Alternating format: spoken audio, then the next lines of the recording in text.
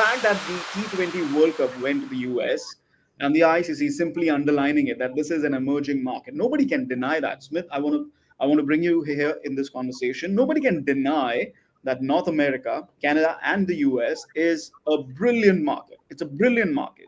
It's a growing market, but at the same time, uh, there might not be the infra in place. When I say the infra, in terms of not just the cricket stadiums, etc., but also in terms of uh, governing the competitions, the tournaments that are springing up, whether it's in Canada, whether it's in America.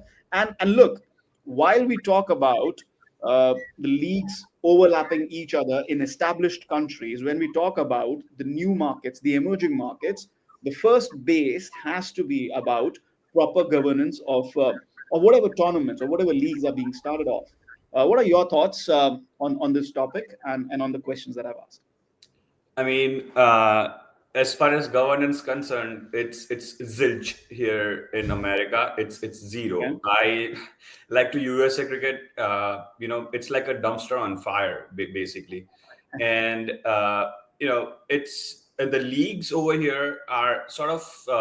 I mean, it's getting out of control. It's spiraling out of control.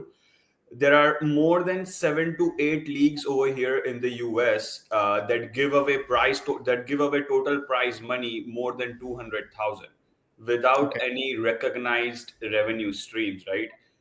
Those 7 to 8 leagues, and I'm not talking about major league and minor league, those 7 to 8 leagues sustain around 25 to 30 first class cricketers that have relocated over here in the US.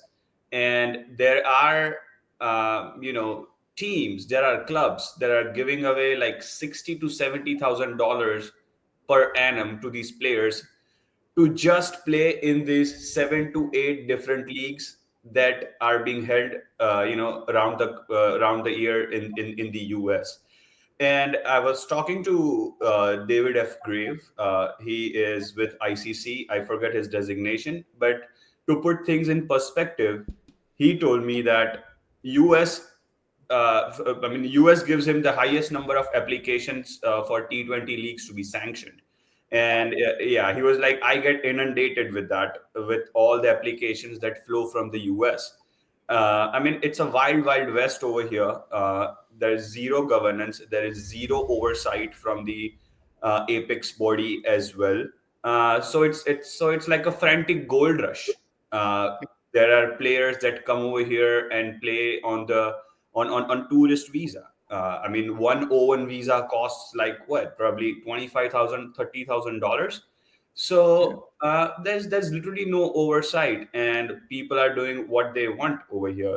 Okay. So Yeah. it's A it's it's question. it's it's a mad gold rush that I like to talk about. And there are a few instances which I want to bring to light. Go ahead. I've written about it as well. So let's talk about the NCL, right? It's called the National Cricket League. You had all these big dogs of world cricket kind of swarming around it. They give Sachin Tendulkar some equity. They give Sunil Gavaskar some equity. You had Vivian Richards flown in from the Caribbean, and so all of these big names swarming around a league where Wahab Riaz and Timal Mills were bowling left arm orthodox spin. You know, uh, it was a league where Colin Munro gets hit on his gloves a couple of times, and he, kind of flungs the bat 50 meter high up in the air to never come back after getting hit because of a dangerous pitch or something. There were like probably 30 to 40 international players in that, more than 30 to 40 international players that were contracted in the NCL, and most of them did not have an O1 valid visa, which again cost like 25 to $30,000, and they saved up 300 to $400,000 just like that by calling players and asking them to play on a tourist visa.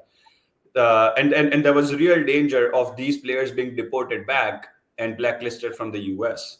Do you have any information in terms of the players' concern of participating in such tournaments or participating in such leagues?